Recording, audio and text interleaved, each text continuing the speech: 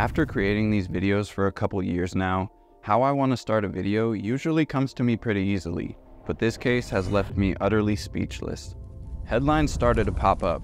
Ohio father allegedly lines up his 3 sons and executes them. Sons gunned down by father. So I started looking into this story, and the more I learned, the worse it gets, and the details we will go over in this video. Then while watching authorities take this man into custody after this disgusting alleged crime, he is so calm that it's eerie, and I was left with one burning question that is still unanswered. Why?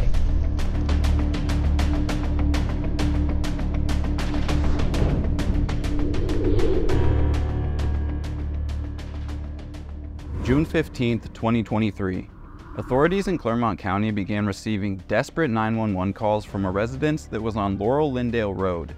A mother called saying that her babies had been shot.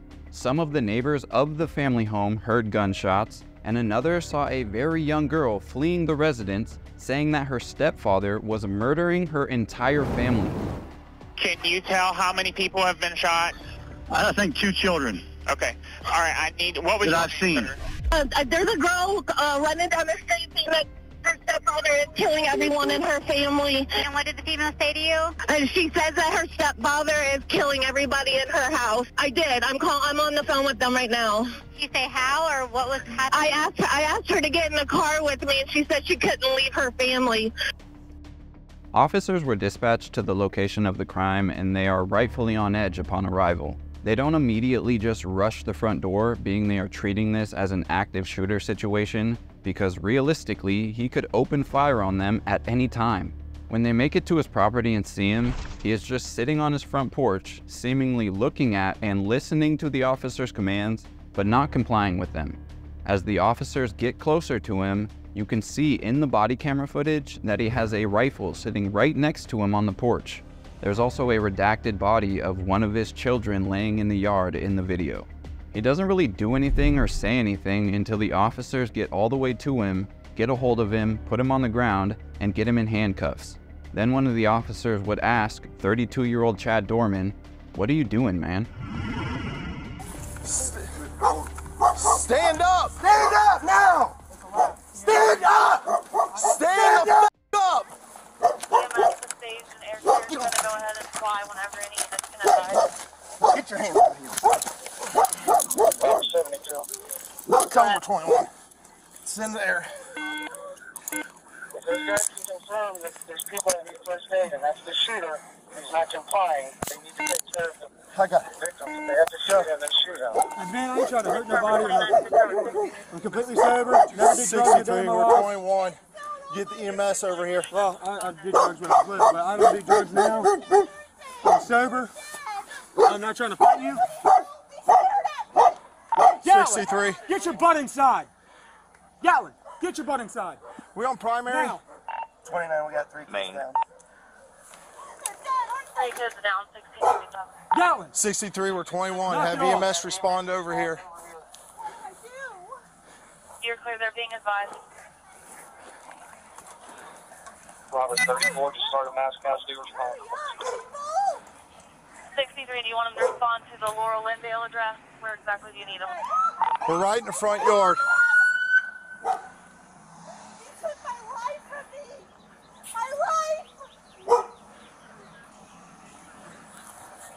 What are you doing, man? Hey, are you copying all this? Can I roll over? I ain't gonna hurt you. I ain't gonna hurt nobody. You got anything on you? No, I ain't got nothing, man. Phone, that's it. I ain't mad, I ain't nothing. Just make sure that dog don't come out. I don't think he'll bite you. Just don't reach for him and try to grab him and pet him. All right. He won't bite you. What's going on, man? Nothing. Can I stand up? It's kind of uncomfortable. I'm gonna get you here in a second. His level of calm is incredibly off-putting considering what took place to bring us here. So let's go back and look at the details we know up until this point. On the day of June 15th, 2023, 32-year-old Chad Doerman was at home with his 3 young sons, stepdaughter, and their mother Laura at their quiet family home located in Monroe Township. According to the prosecutor, we know that Chad had been planning the following actions for months. His 3 boys, Clayton Doerman, who was 7 years old, Hunter Doerman, who was 4, and Chase Doerman, who was 3 years old, were lined up by their father, who was wielding a rifle. First, he would target his 4-year-old son Hunter, shooting him twice in the head inside their home. The eldest son Clayton must have realized that he was in serious danger as he tried to flee into a nearby field to save his own life. Chad then hunted down his son. Once he found him, he brought him back to their property and then gunned him down in the front yard of their home. At this point, 3-year-old Chase was in the arms of his mother. That's when she was rushed by Chad, who ripped the child out of her arms and shot him 1 time in the head. During this chaotic rampage, Laura, the mother of the children, tried grabbing the barrel of the rifle in order to protect her children, resulting in her being shot in the hand. However, it seems that Chad intentionally made sure that she survived this incident. He also did not target his stepdaughter, only his biological children. Then in his mind, after he successfully finished this insane plan, he walked out onto the porch with his rifle, sat down with it, and waited for police. With the bodies of his children in their yard and spread around the property, they arrived shortly after. And this leads us right back to the moment where he says nothing's going on, as if it's just another Thursday afternoon. What's going on, man? Nothing. Can I stand up? It's kind of uncomfortable. I'm gonna get you here in a second. I ain't running away. You can do whatever you want with me.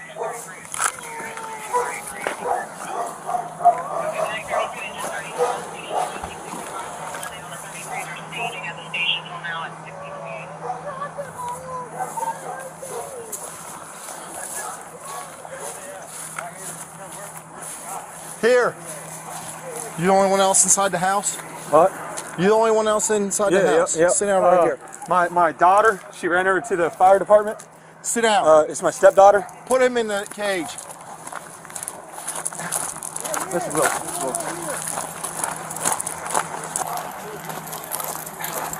This is Will. They're all being advised to come. They've requested 2 additional medics. There's also air current flying, but they need an LV. The medics have answers yet.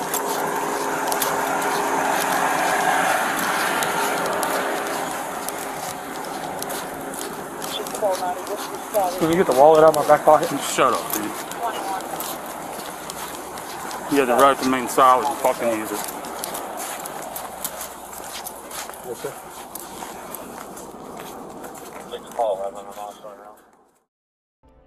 He was booked into the county jail and allegedly confessed to his plan of killing his 3 sons, which he had been doing for months.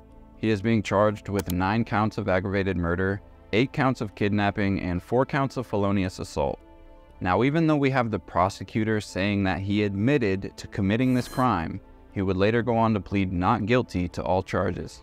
I'm sure I'm not the only one that hears this and wonders why in the fuck would he do this, or even think about doing something like this. So naturally I started looking into it, and being he hasn't given his reason why, anything I say from this point forward is pure speculation. Although many people began digging into his criminal past, recent financial history, background, everyone is looking for this glaring reason why. It turns out he doesn't have a criminal record besides a few cases that were dropped and a bunch of traffic violations. The police had not been dispatched to the Doerman residence since 2020, besides on the day he killed his children, June 15th, 2023. No other times in that 3-year period. He had already paid off his home and was up to date on his payments in 2023, according to some local news stations. So everything that could easily be part of his motive seems to not be an issue for him. On the other hand, there was an interview with one of his neighbors, Richard McKinnon, who said he was a very angry individual and could often be seen screaming at his wife and his children in their yard. They would ask him, "What kind of things would you hear?" And he would just say, "All kinds of shit." Then of course there's his mental health, which I don't think has been formally evaluated, so it would be unreasonable to comment on that. Besides, we did get to see him break down in court while the prosecutor was explaining his actions, seemingly showing true emotion for what he did to his boys. Seemingly is the most important part of that sentence. The father was wielding to attempt to protect them. We know that one of the boys was able to flee into a field near the home. And again, we know from his admission, father hunted that boy down, drug him back to the property, and executed him in front of witnesses. The mother was shot through the hand, in her attempt to protect her children. Judge, I asked the court in setting this bond to just begin to imagine their fear. This was the man that every day they woke up looking to for protection, love, guidance in all things. The only belief I have towards a possible motive is revenge against his wife, for whatever reason it may be. He could have killed her, but didn't do so on purpose, then made sure to kill all 3 of their boys in front of her. And when one of them did flee the scene, he intently hunted down the child, brought him back, and killed him in front of her. When officers arrive on the scene, you can hear her screaming in the background, "You took my whole life from me. They were so young. They're dead, aren't they?" Maybe this adds to why he was so calm and composed while listening to her pain, as if that was the mission. Almost like, "Look what you've done," or "Look what you've made me do." He wanted her to be alive after he ruthlessly shot her kids in front of her so that she could suffer that pain for the rest of her life. Then when he wasn't relishing in the pain that he caused his wife at the scene, he broke down in court and cried when he was listening and realizing just how terrified his sons were when he murdered them. Again, this is just speculation. We won't know exactly why he did it unless he decides to speak on his motive. Until then, the case continues.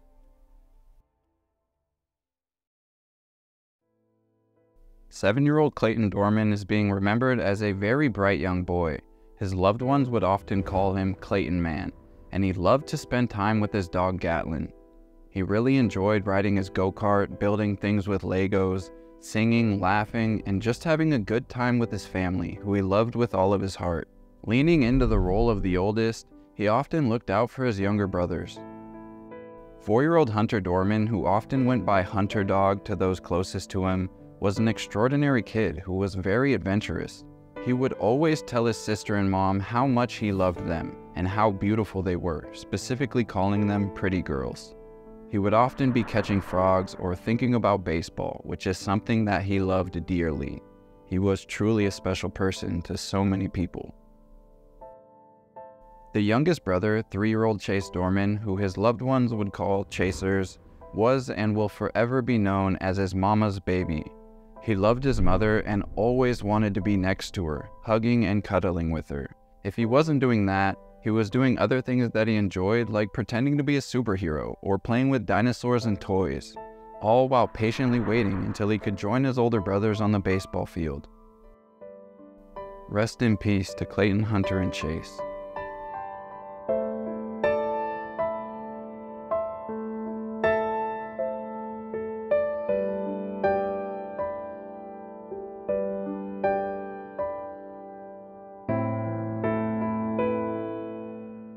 I will be leaving a link to the GoFundMe if you would like to support the family during this hard time. This is all around one of the most devastating things that a family can go through, and their mother and sister have a very, very long road ahead of them, and it's unimaginable what they are dealing with.